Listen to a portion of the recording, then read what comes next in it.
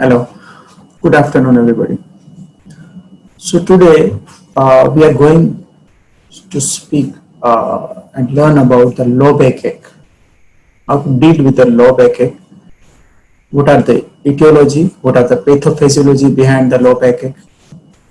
How to diagnose the low backache? And what are the red flags? What are the current management concepts in the management of low backache? Mainly, how the open spine surgery become shifted to a minimal invasive spine surgery in the current era. Myself, Dr. Jay Sardara, I'm the Assistant Professor, Department of Neurosurgery at the Sanjay Gandhi Postgraduate Institute, Lucknow. So low backache, basically 60 to 90% of the adult experience the back pain at some point in their life. It's so common. So prevalence is 6.2 to 90%. The incidence of the low backache is increased as the age aging from 35 to 55 years of age. We'll come to the topic why it increases with the aging. Interestingly, out of all the incidents of the low back, 90% resolves within the 6 weeks, either itself or either with the help of the conservative management. Out of the 7 to 10%, although it's become chronic, which does not respond to conservative treatment like medicines and the physiotherapy, which may require surgery later on.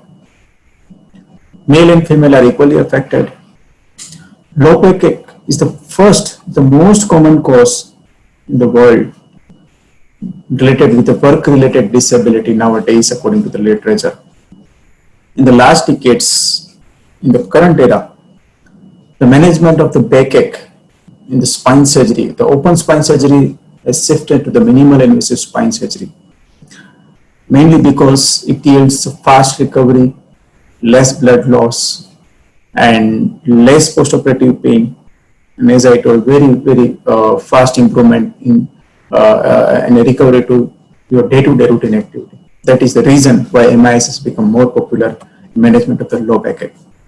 Now, every consultant should have some question in his mind while dealing with a headache, when dealing with the patients of the low backache. For example, is the systemic disease is the cause? There is a social or psychological distress that prolong or amplify the symptoms? Or is there a neurological compromise that requires a surgical intervention? So during the evaluation of this kind of symptoms, one has to important to understand what are the different causes of the low backache. Among all, the most common causes is the mechanical back pain. Coming to the topics, how mechanical back pain, radicular back pain, and discogenic pain are the separate with each other. But the most common are the mechanical back pain, that is because of a muscular pain and bone-related local inflammatory etiology. And usually this kind of pain subsides with 70 to 80% cases within 6 weeks of conservative treatment. So that is because of poor posture, maybe some kind of pregnancy, occupational hazards like overuse of back, especially in our young generation. We are working long hours of the day while sitting like straight and using abnormal posture. Other cause which came to 15 to 20% is a degenerative joint disease, like a lumbar spondylosis. This 10% cases, the lumbar spondylosis. Spondylosis means canal stenosis. Spinal canal stenosis, 3% cases. Disc prolapse, spondylolisthesis, it's degenerative changes. Instability, spondylolisthesis, instability, unstable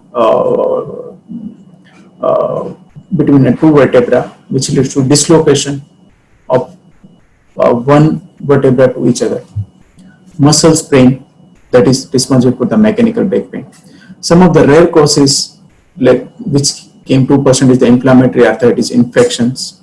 Malignancy, yes, red flags, very important to diagnose early. Multiple myeloma like leukemia, metastasis, especially in old age, it's very important to understand. Psychogenic causes may be there, which always flare up the background pain. referred pain, especially after the renal stone is very much common, and congenital varieties.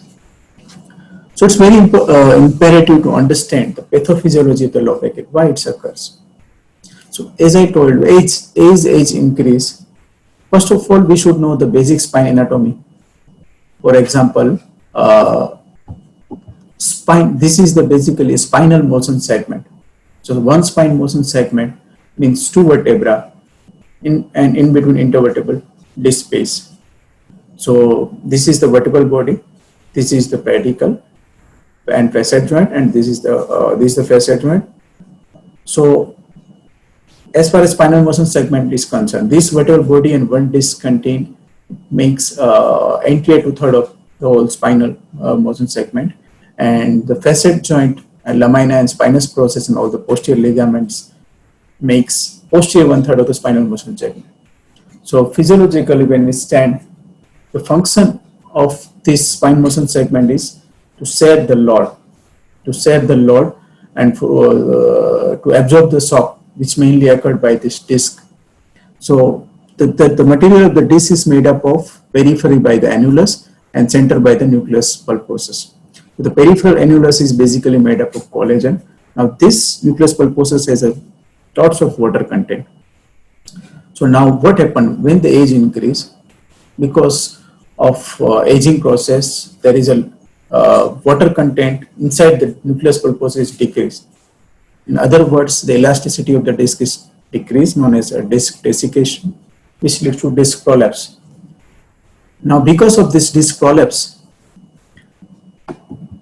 the height of the disc is decreased.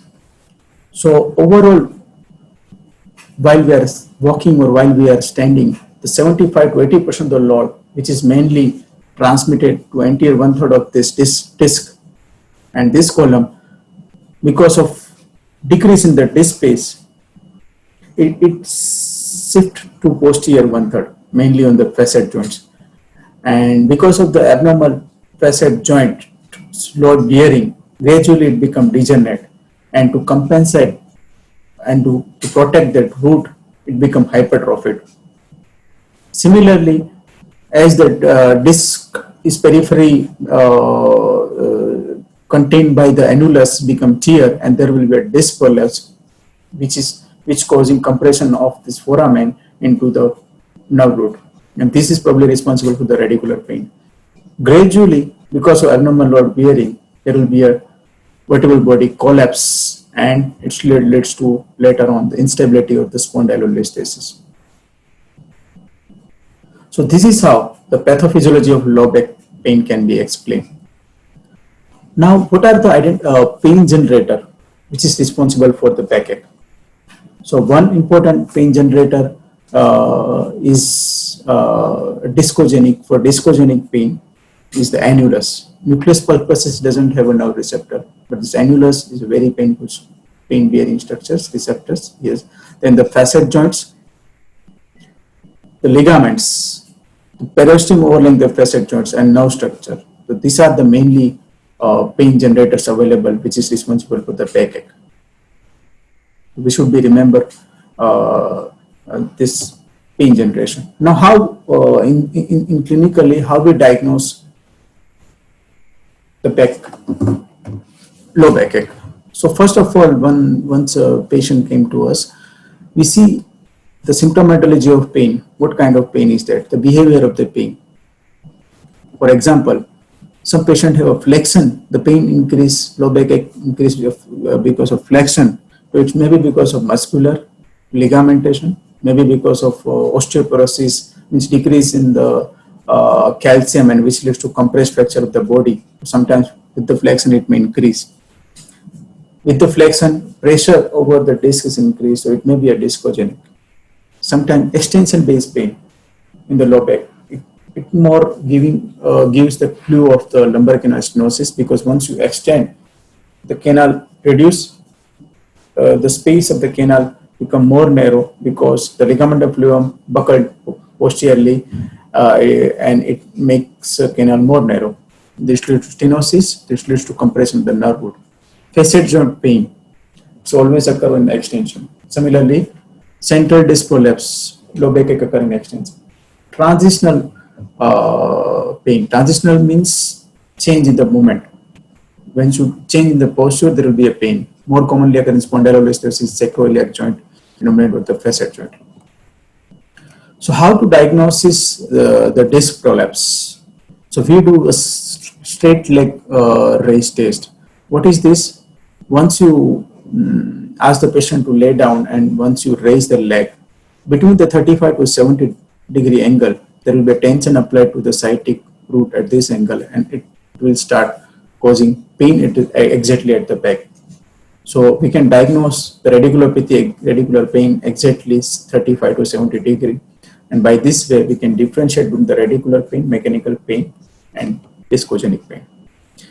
Facet arthropathy commonly occur while extension, and maybe sometime there will be a facet or tenderness. It used to refer up to the buttock and sometimes below the knee. Myofascial pain, usually unilateral, mainly restrict to the button, sometimes up to the hip. But the important tenderness is always when patient have a myofascial pain, there will be a tenderness, local tenderness. SI joint, sacroiliac joint pain, is very, very common. It comes along the 70% of the patients. Classically restrict to the buttock, sometimes referred to the thigh and the ipsilateral. These are some tests in which you can assess by evaluating the tenderness exactly at the sacroiliac joint on both the sides. So patient will have acute tenderness on the side of the pain. Sometimes we also give the steroids, local steroids with analgesia, with short analgesic like lignocaine, anesthetic agent associated with the steroid. 2 ml of injection into the sacroiliac joint. If pain is relief, then it is completely diagnostic of the sacroiliac joint.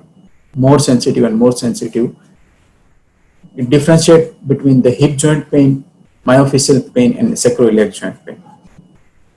These are the type of disc prolapse. So as I said, once the annulus TR, the most common type of disc prolapse is posterolateral. So this is the paracentral part. This is the extraforaminal. Green part is the foraminal region. Red part is the paracentral region and blue part is the central. So there can be a central disc prolapse, there can be a paracentral disc prolapse, this can be a foraminal, and there can be an extraforaminal. So 85% of the disc prolapse is of central and paracentral variety, whereas 15% can be a foraminal and extraforaminal variety. So what we do when we come to the diagnosis, initial treatment of choice is physiotherapy and conservative treatment. So what is our protocol we follow for conservative treatment? Includes medical management. So we give a painkiller, and painkiller includes NSAID, mix up of NSAID with SSRI drugs, like we use the pregabalin. We can be use a gabapentin for 4 to 6 weeks. We add one of the muscle relaxation, and we advise a strict bed rest. Some of the precautions, like you should avoid heavy weight lifting, avoid forward bending, avoid squatting position mainly, which exaggerate their facet joint pain and hip joint pain. They should avoid heavy exercise, obviously. So such precaution along with the medical management we used to give for 6 to 8 weeks. That is the rules. Sometimes if patient have a severe pain and if we have a diagnostic dilemma, we also prescribe injection treatment. It means suppose some patient have a L4-5 paracentral disc prolapse and associate we have L3-4 also. To diagnose the exact site of disc prolapse, or if patient is not ready for surgery and patient needs some kind of intervention so that he can rapidly become ready for his occupational or some kind of social activities, then we used to give a transforaminal epidural steroid block or SI joint blocks. But in majority of the patient, 80 to 90% of patient, a conservative treatment will give a relief, complete relief.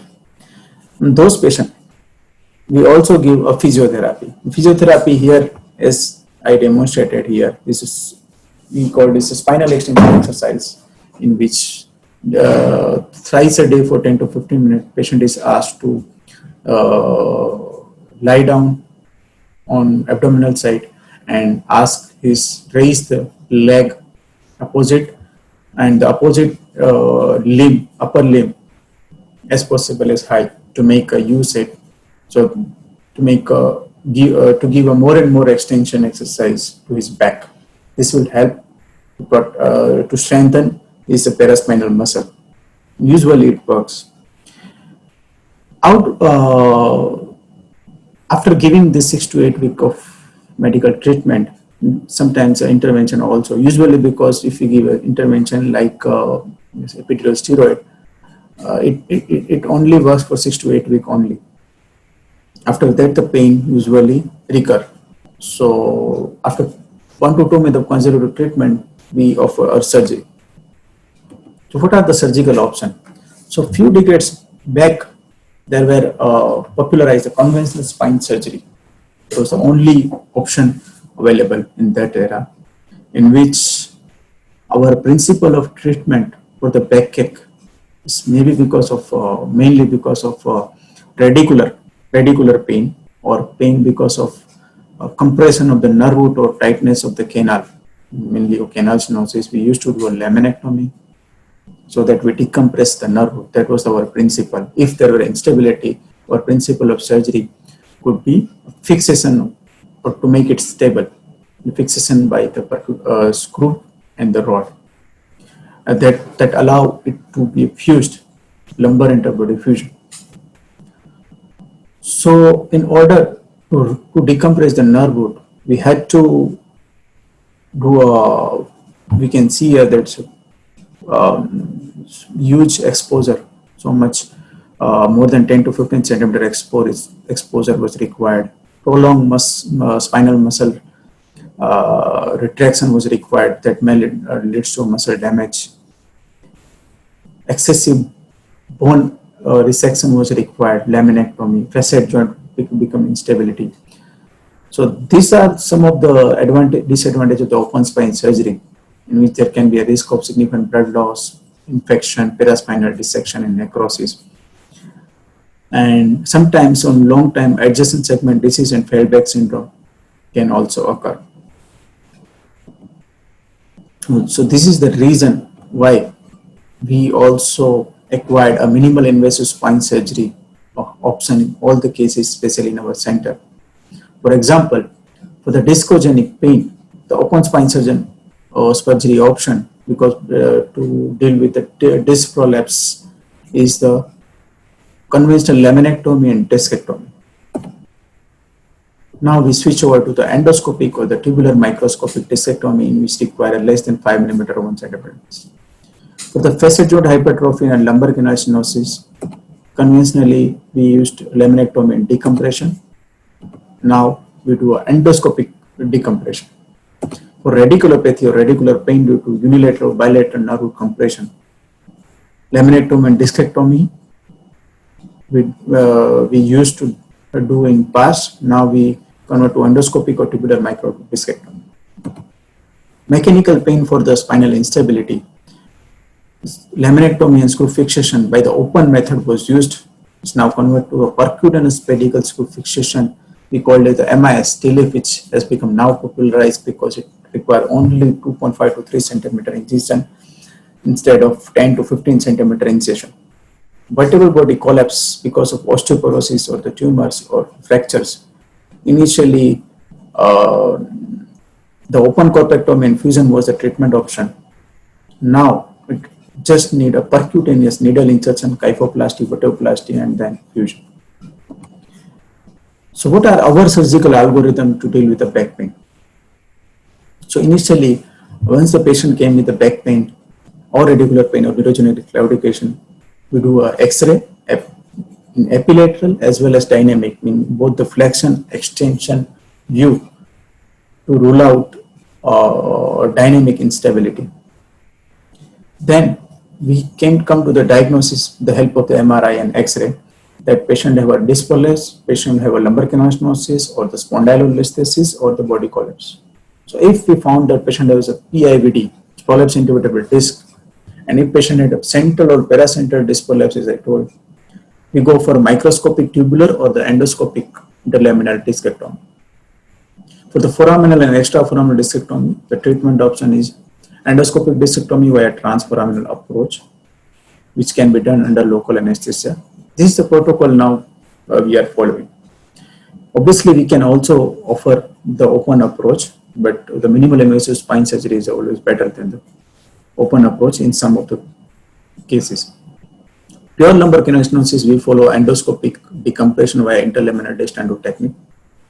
For the spondylolisthesis, we follow a minimal invasive transforaminal lumbar interdiffusion, that is MIS relief, or if it is associated with a kyphosis also, we do a percutaneous vertebral body collapse if there is. With kyphosis, we do a percutaneous vertebral kyphoplasty with or without decompression and stabilization. And if collapse is without kyphosis, we do only percutaneous vertebroplasty. So this is the surgical algorithm we follow. Now coming to some case example. So 35-year lady presented with a backache since 1 year, and you can see here that the patient had a right side radiculopathy since 6 months. Means pain was radiating to the severely to the right lower limb up to the toes, and we done a SLRT test as I explaining, and it came the 30-degree positive. We can see here that there is a disc prolapse at L5S1 disc prolapse which was compressing this right side radicular vein. So these are the surgical corridor. Two kind of discectomy procedure is available. One is interlaminar approach, in which this is the lamina. So we do in open conventional laminectomy, the method was we used to remove the whole the lamina in order to expose the disc and to decompress the nerve root. But instead we can use this interlaminar approach, in which we can approach via this two lamina. This is known as an interlaminar approach. Just removal of lower 1/3 of the bone is enough in order to decompress the nerve root and do a discectomy. Sometimes we can also use the transforaminal approach via the foramen. We can directly enter to the disc. We can decompress to inside to outside method, and under local anesthesia. So this is interlaminar, this is a transforaminal approach. Now for this lady, we preferred interlaminar endoscopic approach, and this is our Destandus retractor. This is obturator, and this both are the cannula for the endoscopic disc. So initially we define the L5S1 disc space via this SIA, because all this minimal invasive spine surgeries mainly depend upon the exact SIAM. So all the procedure, all the step is being done under a fluoroscopy. That is also a disadvantage of fluoroscopy, because it gives more and more radiation exposure. So once we confirm that we are exactly at the disc space, right disc space, some of glimpse of surgical steps how we do endoscopic discectomy. So this is the lamina, cranial, this is caudal. This is medial towards the spinous process, this is lateral. So just a lower 1/3 of laminectomy is required in order to expose the disc like this. So we are doing endoscopic discectomy. So this is the thecal sac, this is the dura. With the help of endoscope, now we can see here the disc prolapse which is compressing this nerve root. This is the nerve root. So now with the help of disc forceps under the endoscope, we are removing all this degenerated disc which will decompress this nerve root completely.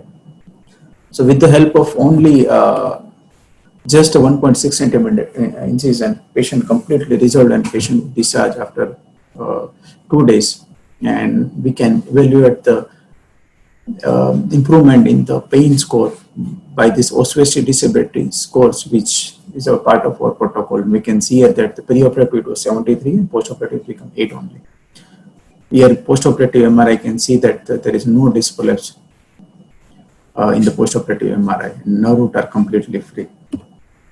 Other example is one army person of, and he had this L5S1 paracenter disc prolapse which was compressing, causing pain on the left side.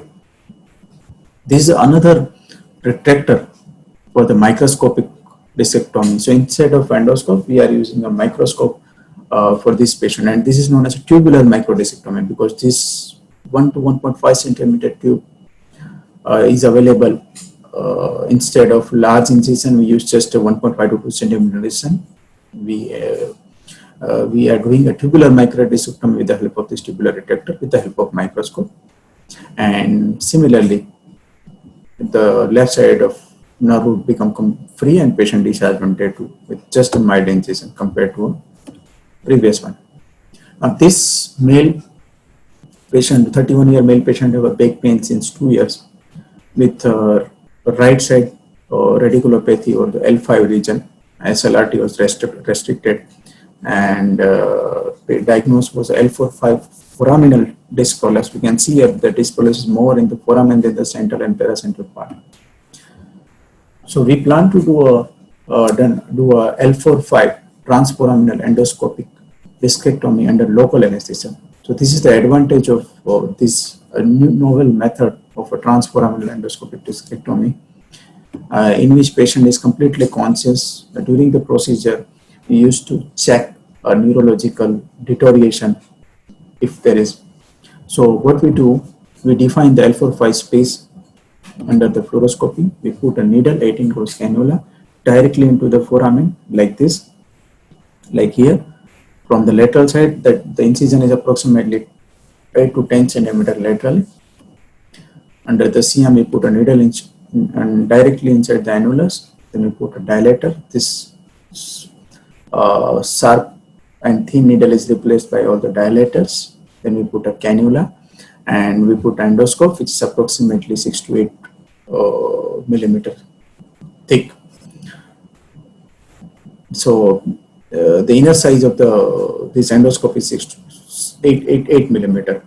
So directly we pass the endoscope inside. We are inside the directly annulus. So this is known as inside-outside method via foramen.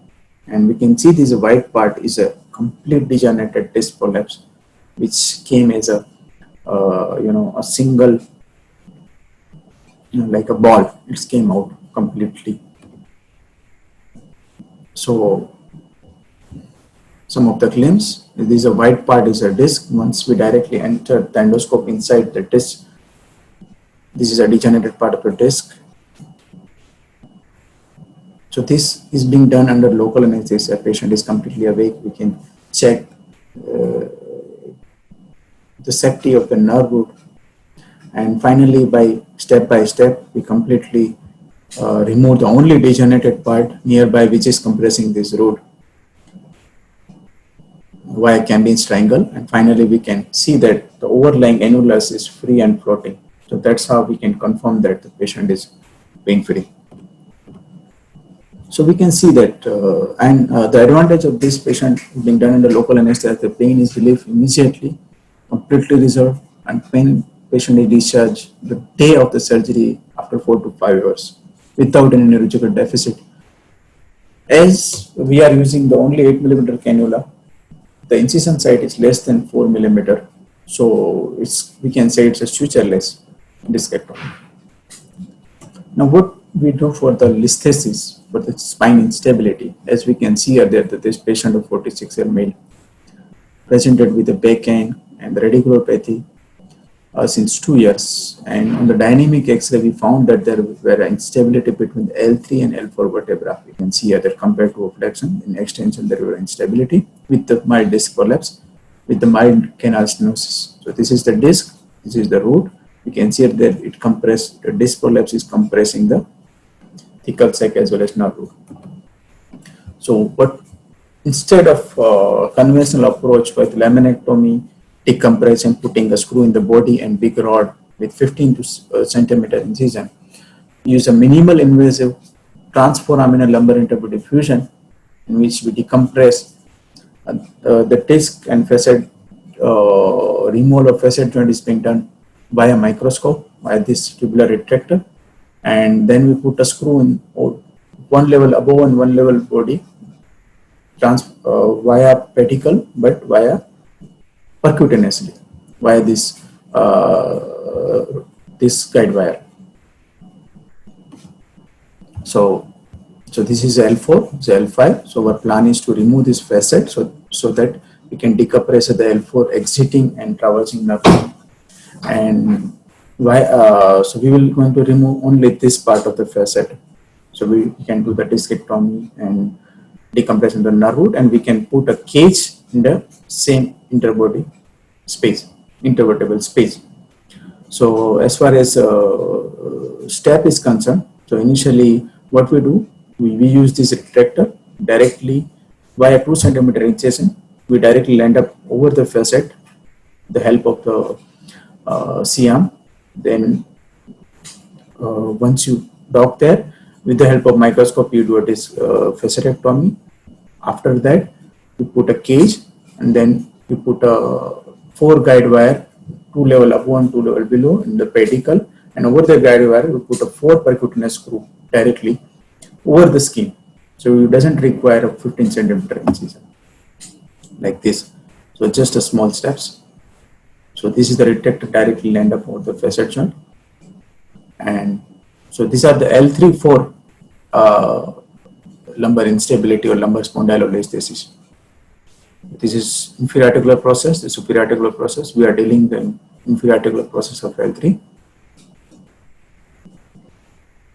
like this. So everything is being done under the microscope, removing of the ligament and flavor.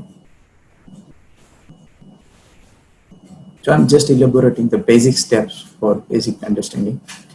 So this is the nerve root. So after you decompress the part of just a minimal part of the bone removal is required, you can expose ipsilateral or contralateral nerve root completely free. So I'm doing a discectomy. So we can see not only same side, but the contralateral side of the nerve root become also free by the same incision. And finally, we are putting a cage with the bone between the 2 vertebral body or the intervertebral disc space to promote the intervertebral body fusion down the line of 4 to 6 months. And this is how we manage those instability. So this is the postoperative incision. We can see it only a small incision, and follow CT spine. This is the cage known as a T-leaf screw, and we can see that the patient on the second day, this was the video was taken on the second day, patient is pain free and patient is movable, and on the day 5 patient was discharged without any deficit. Sometimes grade 2 spondylolisthesis can also be reduced by the percutaneous dissection and fixation by the minimal invasive T-leaf, a similar way with only a small incision.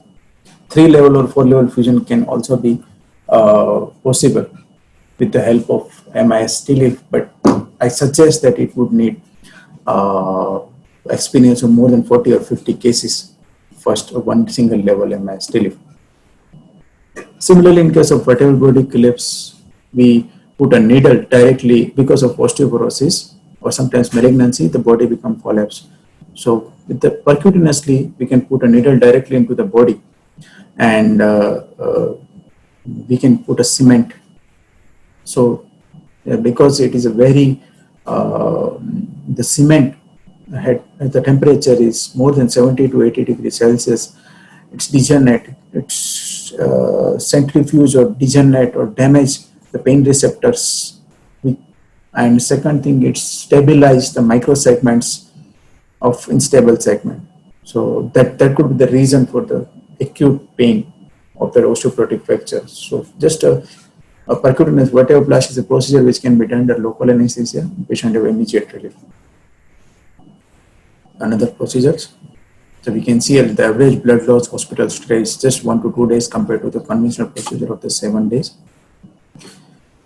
Now coming to some of the review literature, we saw that we also the literature compared full endoscopic interlaminar, transforaminal, and the conventional microscopic discectomy technique, and the results are almost equal. It means with the help of microscopic technique, we can give a same result which was probably given by conventional open approach with a better recovery, less blood loss. We can see here that in this MISS approach they used for grade 1 cholestasis, there was very minimal blood loss compared to the open approach. Low incidence of infects compared to the open approach. And they also compare the literature is given that the patient had a better satisfaction when they compare 1,000 of the patients between MISS and the open methods. On long term, which is the basic principle of the spine surgery, is the fusion. The fusion rate is also similar for surgical management of the low backache after minimal invasive and the open spine surgery. Now people are shifting to the endoscopic lumbar interbody fusion. This is the current approach for interbody fusion, but just it's a beginning. The results are all the same. So what I want to say that in the current era of management of the low backache, as decades by decades, the open spine surgery is converted to a sutureless surgery, I can say. What are the advantages? Obviously, the less post-operative pain, less chance of the superior soft tissue infection, less risk of adjacent segment disease, overall patient outcome significantly improved, faster recovery, early discharge. On day or day 2, 3, you can discharge the patient. So definitely it has a great advantage, but it not without limitation, because the limitation of minimal invasive spine surgery for low backache is steep learning curve. You need at least 40 to 50. You could have a vigorous experience of or extensive exposure of open spine surgery is required to have an idea about a 3-dimensional anatomy in your mind for the spine landmarks. Because for the minimal invasive spine surgery, the most important thing you need is to deal with the 3-dimensional spine surgery, because all the work is doing percutaneously. It's very important to know the anatomy. Increased use of fluoroscopy. Initial cases of 10 to 15 cases, you may need more than 50 image intensifier exposure in one case even, and that is not a good thing, it's harmful. Operative time for initial learning curve is also more than sometimes 3 hours or 4 hours even for a single discectomy cases. So these are some limitations of the MISS. So once you do more and more cases, you improve in your MISS fields. Now we are using neuro navigation, so we use a neuro navigation guided MISS. So we can obviate the need of completely no need of image intensifiers. It's just a single or 2 times of CM exposure is required. So by this way, you can deal with your steep learning curve to make it flat. At the end, for the low backache, people are shifting from open spine surgery to MISS, and now people are moving to the day care spine surgery. It means the discharge on the same day. So all the spine surgeons who are dealing with the low backache, that we should wish to the God, because I believe that Krishna is the world's best minimal invasive spine surgeon, because also giving in the literature